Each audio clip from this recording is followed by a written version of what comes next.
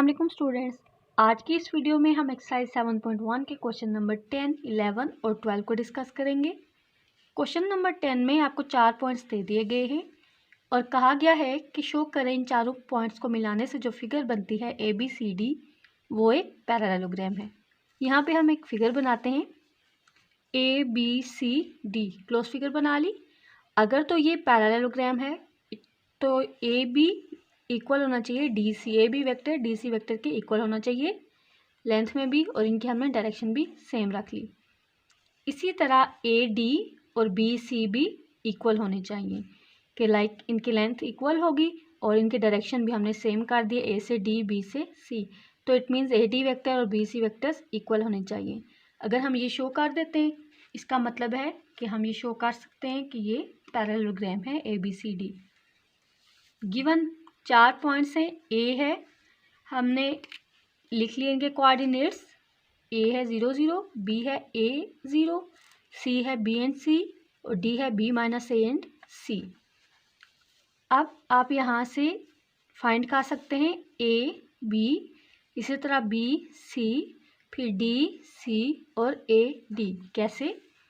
A B अगर हम find करते हैं, A B इक्वल होगा position vector of B minus position vector of A। ABCD के कोऑर्डिनेट्स हमें दिए गए हैं, वहाँ से हम पोजीशन वेक्टर के फॉर्म में लिख लेंगे। B पॉइंट क्या था? B पॉइंट है हमारे पास A एंड 0, मतलब B के पोजीशन वेक्टर क्या होंगे? AI plus 0J। यहाँ पे हमने लिख लिया AI प्लस 0J। इसी तरह जो A था वो था 0 0, सो इसका पोजीशन वेक्टर हो जाएगा 0I प्लस 0J। अब हम इनको सब्ट्रैक्ट करेंगे, ये हमारे पास रिजल्ट आ जाता है AI। AB वेक्टर इक्वल आ गया है AI के, इसको हमने इक्वेशन 1 मार्क कर लिया। अब हम DC फाइंड करेंगे क्योंकि हमने AB और DC को इक्वल शो करना है। DC वेक्टर फाइंड करते हैं position vector of C minus position vector of D। इसको सब्ट्रैक्ट कर लिए आफ्टर सिंप्लीफिकेशन, ये हमारे पास रिजल्ट आता है AI। इसको इक्वेशन 2 कह दें। अब देखें इक्वेशन 1 में AB इक्वल आया है AI के, इक्वेशन 2 में DC इक्वल आया है AI के। तो 1 एंड 2 से इन दोनों को कंबाइन करके हम ये रिजल्ट लिख सकते हैं कि AB इक्वल है DC के। पैरेललोग्राम शो करने के लिए हमने ऑपोजिट साइड्स को इक्वल शो करना था, जिसमें से हम AB और DC को इक्वल शो कर चुके हैं। अब हमने AD और BC को इक्वल शो करना है। इसके लिए हम पहले AD फाइंड कर लेते हैं।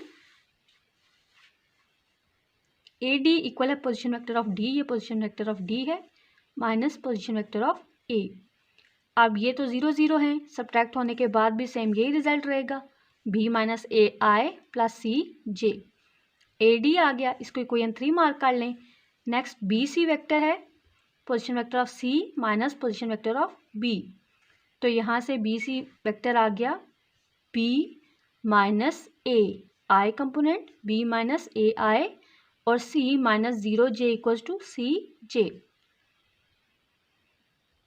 अब ये इक्वेशन 4 और इक्वेशन 3 देख सकते हैं कि इक्वल हैं, इसका मतलब है AD इक्वल है BC के।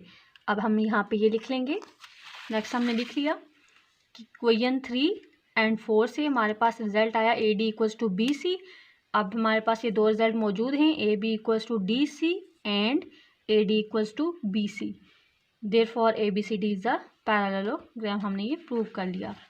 Next question number 11, if AB equals to CD, AB vector equal है CD वेक्टर के, find coordinates of the point A के कोऑर्डिनेट्स फाइंड करने हैं when B C and D are, B के C के और D के कोऑर्डिनेट्स दिए गए हैं, हमने A के कोऑर्डिनेट्स फाइंड करने हैं। तो जो हमने फाइंड करने हैं हम उनको सपोज कर लेंगे। Let coordinates of point A के कोऑर्डिनेट्स हैं x y। अब जो गिवन हमारे पास है AB इक्वल्स टू CD, इसको हमने इक्वेशन का नाम दे दिया इक्वेशन 1। B के कोऑर्डिनेट्स भी गिवन है, C के कोऑर्डिनेट्स और D के कोऑर्डिनेट्स भी गिवन है। यहाँ से हम AB बना लेते हैं। AB वेक्टर कैसे हासिल होगा? Position vector of B minus position vector of A।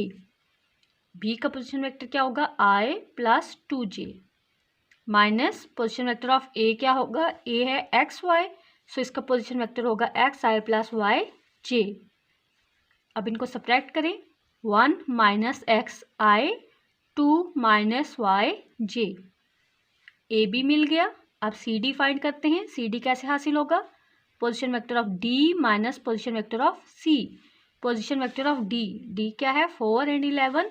So position vector of D होगा 4i प्लस 11j माइनस का sign. Position vector of C minus 2i plus 5j। After simplification ये हमारे पास result आ जाता है C D equal to 6i plus 6j। अब equation 1 के अकॉर्डिंग ए बी इक्वल है सी डी के, तो ए बी को हम सी डी के इक्वल पुट कर देंगे। Equation 1 implies 1 minus x I plus 2 minus Y j equals to 6i plus 6j।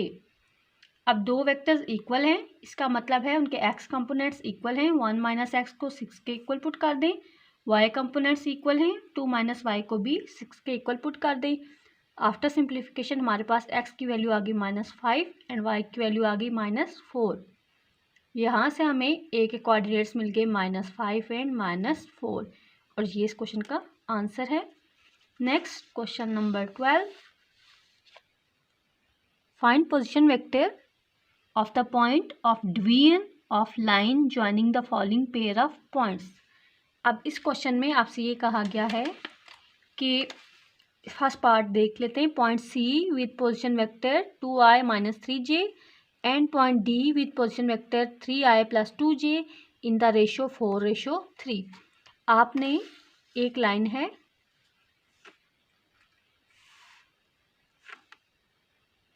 ये लाइन ए बी। आप इस लाइन को एक पॉइंट है सी सपोज कर लें, ये पॉइंट इसको किसी रेशो से डिवाइड कर रहा है। इस लाइन को अगर हम कहें कि ये पी रेशो क्यू में डिवाइड कर रहा है, पी रेशो क्यू, तो आपसे वो सी के कोऑर्डिनेट्स डिमांड कर रहे हैं कि सी के कोऑर्डिनेट्स क्या होंगे या सी का पोजीशन वेक्टर क्या होगा। अगर सी पॉइंट जो है, जो पॉइंट इस लाइन को पी रेशो क्यू में डिवाइड कर रहा है, उसका पोजीशन वेक्टर को हम आर का नाम देते हैं। पोजीशन वेक्टर ऑफ सी को हम आर का नाम देते हैं, स्मॉल आर। और आपको ए के पोजीशन वेक्टर्स गिवन है, इस ए पॉइंट के पोजीशन वेक्टर गिवन है कोई भी, और उसको अगर हम स्मॉल ए का नाम देते हैं और बी के पोजीशन वेक्टर को हम स्मॉल बी का नाम देते हैं, तो आप सी के पोजीशन वेक्टर कैसे फाइंड करेंगे? आपको इन्फॉर्मेशन सिर्फ इतनी गिवन होगी कि C point A B line segment को पी रेशो क्यू में डिवाइड कर रहा है। तो जो सी का पोजीशन वेक्टर होगा, जिसको हम आर कह रहे हैं, वो इक्वल होगा यहाँ से क्यू सेकेंड वाली टर्म, और यहाँ से जो लाइन है वो ए बी है, तो ए पोजीशन वेक्टर प्लस यहाँ से पी और यहाँ से B divided by P plus Q. Q A plus P B, आप सीक्वेंस याद कर लें अल्फ़ाबेटिकल ऑर्डर में। अगर तो पी फर्स्ट में आता है और बी सेकंड पे आता है, ए बी में बी सेकंड पे आता है। इधर से फर्स्ट, इधर से सेकंड। अगर आप पहले पी को उठा रहे हैं तो दूसरी तरफ बी को लें, बी के साथ बी को मल्टीप्लाई कर दें, और यहाँ से अगर आप क्यू ले रहे हैं और इधर फर्स्ट में आता है ए के साथ इसको मल्टीप्लाई कर दें, divide by P plus Q. अब हमारा जो फर्स्ट पार्ट है, इसमें गिवन है आपको सी का पोजीशन वेक्टर, इसको हमने स्मॉल सी वेक्टर को नाम दे दिया सी वेक्टर। सी पॉइंट था ना, सी पॉइंट गिवन था। अब D, capital D point given है, इसका जो पोजीशन वेक्टर है उसको हमने स्मॉल डी से रिप्रेजेंट कर दिया और वो है 3i प्लस 2j। यहाँ से आपसे कहा गया कि पी वो पॉइंट जो कि सी डी लाइन सेगमेंट को 4:3 में डिवाइड कर रहा है, वो पॉइंट फाइंड करें, उसका पोजीशन वेक्टर फाइंड करें। Let P point divide C D in the ratio 4:3। अब इस रेशो को मैंने नाम दिया पी रेशो क्यू का। Then by formula P position vector P V position vector of P, जो पॉइंट हमने फाइंड करना था, जिसका पोजीशन वेक्टर फाइंड करना था, उसको अगर हम आर कहते हैं तो फार्मूला क्या बनेगा? आर इक्वल होगा Q C plus P D divided by P plus Q. यहाँ से हमने सी वेक्टर डाल दिया, डी वेक्टर डाल दिया। आफ्टर सिंप्लीफिकेशन ये हमारे पास आया 8i माइनस जे बाय 7, और ये 18i माइनस जे बाय 7। तो ये हमारे पास उस पॉइंट का पोजीशन वेक्टर है जो कि सी डी लाइन सेगमेंट को 4:3 में इंटरसेक्ट कर रहा है। यहीं पर इसका सेकंड पार्ट है,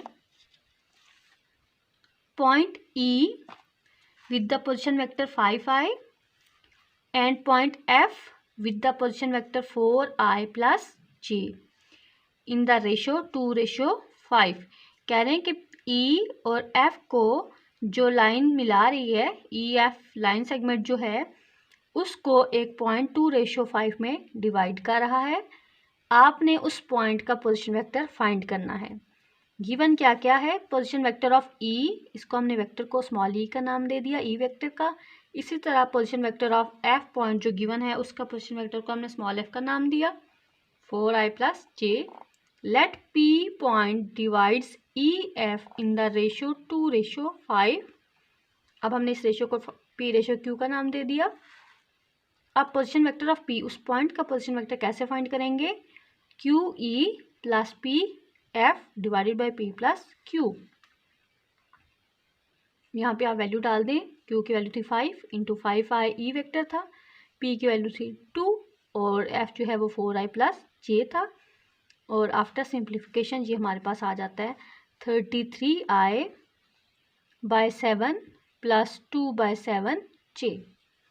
तो ये दो रेशो से रेलिवेंट आपकी इस एक्सरसाइज में क्वेश्चन थे, जिनमें रेशो आपको गिवन थी और आपको पॉइंट फाइंड करना था, पॉइंट की डायरेक्शन रेशोज फाइंड करनी थी। अब यहीं से अगर वो आपसे कहते हैं पॉइंट फाइंड करें, तो आप क्या करेंगे, आप लिख देंगे 33/7, 2/7, इसको ऑर्डर पेयर बना देंगे। होप्स हो कि क्वेश्चंस आपको समझ आ गए होंगे। अगर ये वीडियो आपको मुफीद लगे तो इसे अपने दोस्तों के साथ ज़रूर शेयर करें।